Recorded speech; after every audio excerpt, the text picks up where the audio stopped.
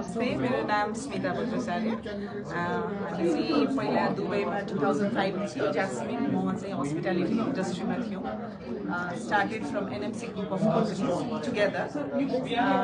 2023 सम्म चाहिँ दुबईमै डिफ्रेन्ट सेक्टरमा जस्तै आइटीमा लन्ड्री डिभिजन होस् या त एफएनबी सेक्टर सबैमा काम गर्दा गर्दै 23 मा चाहिँ नेपालमा आएर आफ्टर कोरोना भनौँ न यहाँ सेटल भयो। अहिले चाहिँ सानो एउटा business restaurant business for daily living गर्दैछौँ। त्यसमा चाहिँ हामीले अब डिफ्रेन्ट सेक्टरको दिदीबहिनीहरू साथीहरू जस्तै सुमिजी हुनुहुन्छ, उहाँले पनि कपडाको व्यापार गर्नुहुन्छ, उहाँ पनि पहिला दुबईमै बसेर आउनुभयो। ज्यास्मिनजीको चाहिँ पस्मिना ढाका अनि जस्तै नेपाली ह्यान्डिक्राफ्टेड सामानहरूको चाहिँ उहाँको चाहिँ बिजनेस छ।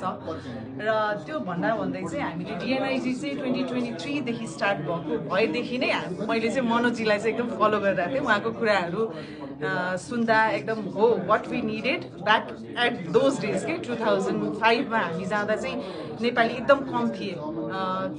हाम्रो ग्रुपमा सायद 3 जना केटी जो चाहिँ श्रम स्वीकृति लिएर फर्स्ट लट हामी नै गएका थियौँ। एकदम गाह्रो सिचुएसन थियो हामीलाई। अब ओन्ली फ्यु नेपालीज भएको भएर डोमिनेटिङदेखि लिएर हेरेसमेन्टदेखि लिएर धेरै कुरा हुन्थ्यो। बट स्टिल वी फट टुगेदर। नेपालीको लागि सधैँ आवाज उठाउँदै आएका हामी र यही सेम फिलिङ चाहिँ यो ग्रुपमा देखियो। त्यो भएको कारणले चाहिँ वी गट अट्याच्ड इमोसनल्ली भनौँ होइन, अरू कुरा भन्दा नि इमोसनल्ली अट्याचमेन्ट चाहिँ यो ग्रुपमा धेरै छ। र यसरी भेट्न पाउँदा आज सबैजनालाई दुबईको टिम लगायत हाम्रो नेपालको टिम, अब नेपालमा नकुलजी अनिलजी हाम्रो सानो टिम छ तर पनि वी आर भेरी के भन्छ एकदम connected and we are like family. जेमा पनि एकले अर्कोलाई साथ दिने। We all are professionals. यसमा हामीमा चाहिँ कसैबाट केही लिउँ भन्ने स्वार्थ चाहिँ छैन।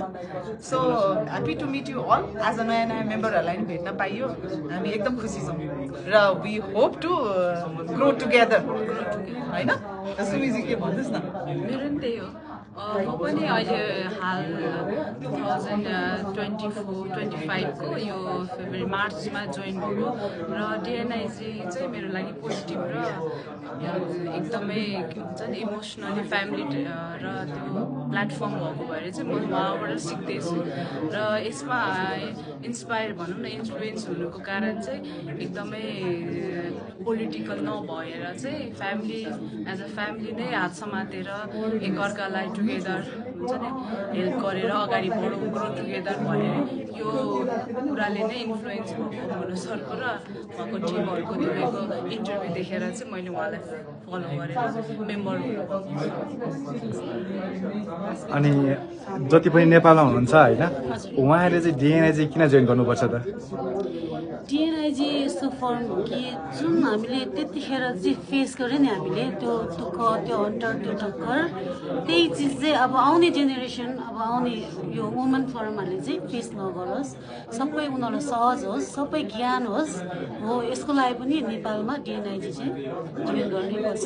अनि यो भनेको एउटा ग्रोथको हाम्रो ग्रो हुने यसमा आएपछि हामीले धेरै कुरा सिक्नु पाउँछ होइन। यतिको लागि पनि मान्छेहरूले यो डिएनआइजी चाहिँ जोइन गर्नै पर्छ। प्रायः सबैजना प्रोफेसनल हुनुहुन्छ त डिफ्रेन्ट फिल्डको प्रोफेसनलहरू चाहिँ एउटा प्लेटफर्मभित्र होइन एउटा के भन्छ अब एउटै टेबलमा बसेर एकले अर्कोको कुराहरू सेयर गर्न पाउनु। अब यो चाहिँ प्लेटफर्म मलाई लाग्दैन कतै छ। कोही डक्टर हुनुहुन्छ, कोही अब आइटी फिल्डको हुनुहुन्छ, हस्पिटालिटीको हुनुहुन्छ, कोही अब मेडिकल फिल्डको हुनुहुन्छ।